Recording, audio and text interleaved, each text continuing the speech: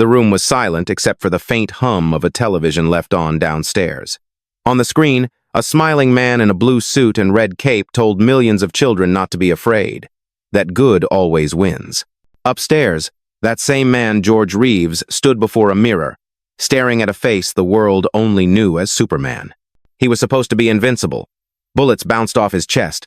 Planes couldn't touch him. Yet on one summer night in 1959, a single sound, a crack of thunder inside a quiet house, shattered the illusion forever. The newspapers called it a suicide. The studio called it a tragedy. But those who knew him whispered of threats, jealousy, and a Hollywood secret that reached far beyond one man's despair. He wanted to live as George, not as Superman. But Hollywood had already chosen which name the world would remember. The hero who could deflect bullets couldn't escape one of his own. Before the capes, before the comics turned into living myth, there was George Reeves, born George Kiefer Brewer in 1914 Iowa. He wasn't built for tragedy. In the early years, he was just another handsome face chasing sunlight through the studio gates. Small roles, brief smiles on screen, nothing more. Then came the adventures of Superman in 1952, and overnight, America found its hero. In a country still healing from war, Reeves became the perfect symbol of decency. Children wrote him letters, mothers thanked him for giving their sons someone to look up to. The black and white glow of his television image turned him into something bigger than a man, a moral compass in tights and a smile. But fame, in its quiet cruelty, never lets you keep what it gives. When the cameras stopped, Reeves was no longer a man, he was a myth trapped in skin. Studios refused to see him beyond the cape. Directors laughed at the idea of Superman drinking coffee in a suit. So he began to fade, not from the screen, but from himself. The audience saw perfection. He saw a prison made of applause. And soon, the line between the hero and the man would vanish entirely. Long before the cape and legend, George Reeves was a restless boy from Iowa, raised by a mother who believed Hollywood could turn dreams into destiny. When his parents separated, he was still young enough to believe that make-believe could heal what real life broke. That belief that performance could protect followed him into adulthood. He moved to California, chasing the mirage of stardom like thousands of others. By 1939, he found his first glimmer of fame, a small role as one of Scarlett O'Hara's suitors in Gone with the Wind. It wasn't much, but for George, standing beneath the blazing studio lights for the first time felt like being baptized by illusion. The sound stages smelled of paint and sweat. The air hummed with promise. The next decade would test his resolve. Minor roles came and went. He boxed in small clubs to stay afloat, smiled through rejections, and wondered how many dreams the city could bury before sunrise. Yet, he never gave up, not even when the war took most young men his age overseas. Reeves served in the Army Air Forces, appearing in training films meant to inspire courage.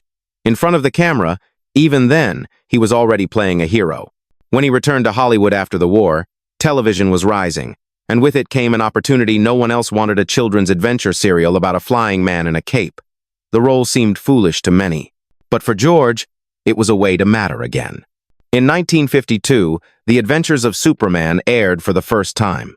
The image of Reeves standing tall with a confident grin became a national ritual. For children, he was a promise that good could still win. For George, it was the first and perhaps the last time he felt truly seen. Fame came fast and then it stayed too long. By the mid-1950 seconds, George Reeves couldn't walk down a street without hearing a child shout his name, not George, but Superman. Mothers smiled, fathers nodded proudly, but the children's eyes told the truth. They didn't see a man. They saw a myth in a gray suit, pretending to be human. The studio owned that image. The cape was locked in storage. The contract forbade him from taking adult roles or changing the way the public saw him. Reeves longed for a career beyond Saturday mornings, but producers laughed at the idea of Superman falling in love, smoking, or dying. In Hollywood's hierarchy, he had become a novelty, admired, but not respected. Then, in the haze of cocktail parties and late-night premieres, he met Toni Mannix, the wife of MGM executive Eddie Mannix, one of the most feared men in the business. Toni was older, glamorous, and fiercely protective. Their affair was both sanctuary and trap. She treated George like her own Hollywood secret, showering him with gifts, cars, and introductions that glimmered with danger. For a while, It worked. He lived in a house she helped him buy, a token of her affection and control. But every gift had a price. Every promise, an echo of someone listening behind closed doors. Soon, whispers began. The studio's golden boy was tangled in something darker than fame. On set, George still smiled for the cameras, lifting children with effortless strength. Off set, he avoided mirrors, tired of the man staring back the one who could never escape his reflection in the cape's red fabric. Fame had given him everything he thought he wanted. Now it was taking everything he was. By 1958, the edges of George Reeves' perfect life had started to crumble. The show that made him immortal was ending. The studio had grown tired of the cape, and rumors spread that a younger actor might take his place.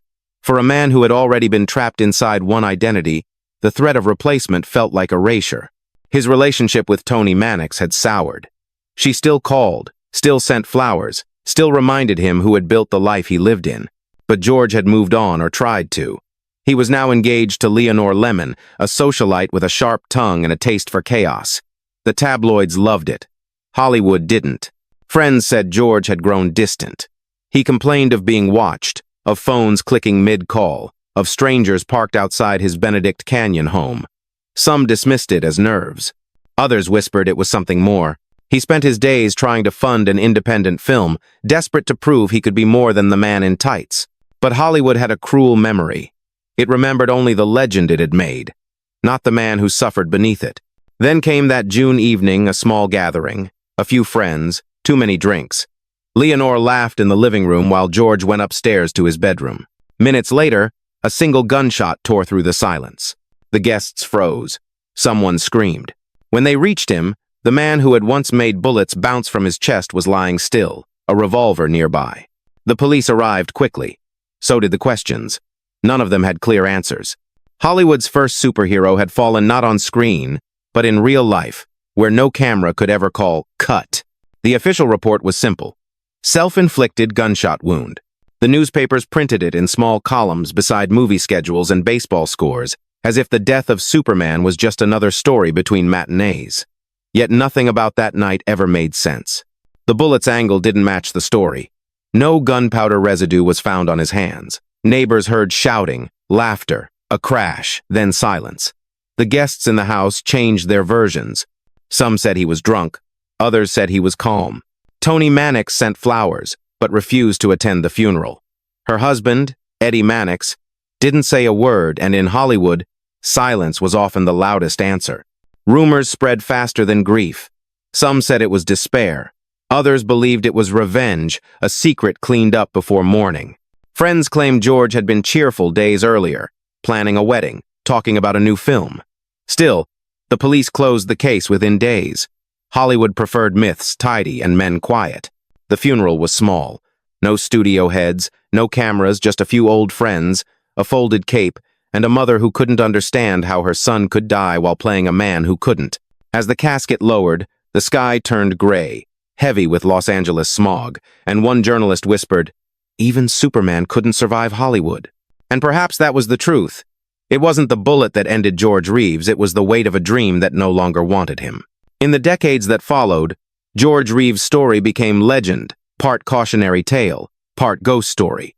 Children who once believed he could fly grew up to tell their own children about the man who wore the cape first. His death remained an open wound in Hollywood's golden history, the kind of mystery that time refuses to heal. In 2006, the film Hollywoodland tried to untangle truth from rumor, with Ben Affleck stepping into Reeves' shadow. The movie didn't solve the riddle no one ever has, but it reminded audiences of something deeper, that every myth begins with a man who bleeds quietly behind the curtain. Old television reruns still flicker late at night, black and white frames carrying his smile across generations. There's a purity in those images, a man standing tall, chest out, eyes fixed on the horizon. It's easy to forget the loneliness that stood just outside the camera's light. Fans still visit his star on the Hollywood Walk of Fame, leaving letters, small action figures, even folded paper capes. To them, George Reeves is not a tragedy. He is proof that belief, even if built on illusion, can outlive despair. He couldn't truly fly, but he gave millions the courage to imagine it. And that may be the closest any of us ever come to being superhuman. Fame gave George Reeves a cape, a symbol, and a spotlight bright enough to blind him. The world adored the hero he played, but forgot the man who carried the costume's weight. In Hollywood's mythology, light is never free. It feeds on the very soul it illuminates. Reeves lived between two worlds, the one that worshipped Superman and the one that slowly forgot George. His life became a paradox. The stronger his image grew, the weaker his reality became. When the applause faded, he was left with the silence behind every miracle. Yet in that silence lies something beautiful, a reminder that even the brightest figures are human first, fragile, uncertain, and yearning to be seen without disguise. The world remembers the symbol, but those who look closer can still glimpse the man standing alone in the half-light. A hero who taught us that even those who seem to fly must one day return to Earth. Which part of George Reeves' story stays with you, the hero in flight, or the man who fell from the sky? If he were here today, what would you ask him?